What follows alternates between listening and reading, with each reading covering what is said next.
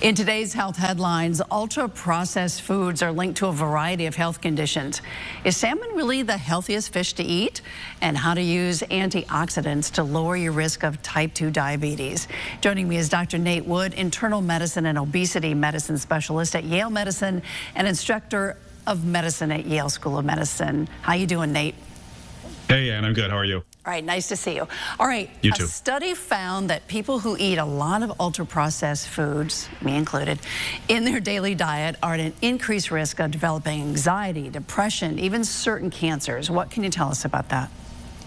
Yeah, so I know we've talked about ultra-processed foods before, but as a reminder, these are foods made from industrial ingredients. Yeah, and we've had this term for about 10 years or so. And so researchers recently published a study where they took a whole bunch of data from the past 10 years or so, almost 10 million participants, which is pretty incredible. And they said, what is the connection between eating these ultra-processed foods and health outcomes? And they found pretty strong links between things like you mentioned about mental health, type 2 diabetes, and dying from heart attacks and strokes. Also pretty strong links with obesity and some sleep disorders.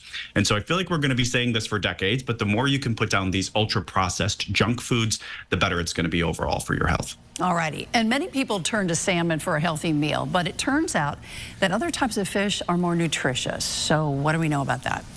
Yeah, this one's kind of fun. So when you go to the grocery store, you know that there's a couple different main types of salmon you can buy. You can buy the farmed and you can buy the wild. But have you ever thought about what they feed to these farmed salmon? So researchers looked at this recently, and of course it's things like corn and soybeans, but also some wild fish. Mackerel, sardines, and anchovies, actually. And so these three types of fish they found actually have higher amounts of omega-3s, which we love for our heart, and vitamins and minerals than does the farmed salmon itself. And so the researchers are like, wait, hold up. Maybe once in a while, put down the farmed salmon and instead just eat these things that we're feeding to them. So again, anchovies, sardines, mackerel, and into that mix, I'll throw tuna. So these fish are small, they're sustainable, they're full of heart-healthy nutrients. You can keep them on the shelf, they're cheap, they're easy, they're delicious. So I'm a big fan of diversifying the fish that we eat beyond just salmon.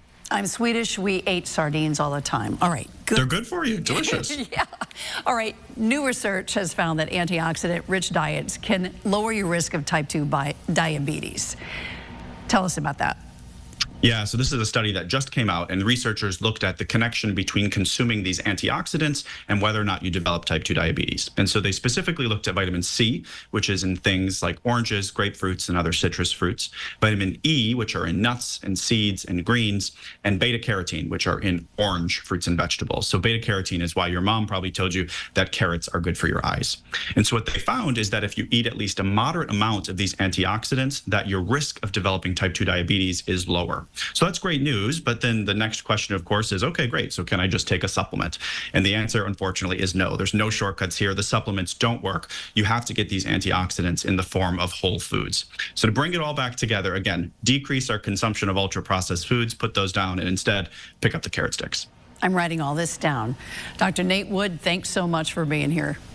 Always good to see you. Thanks for having me.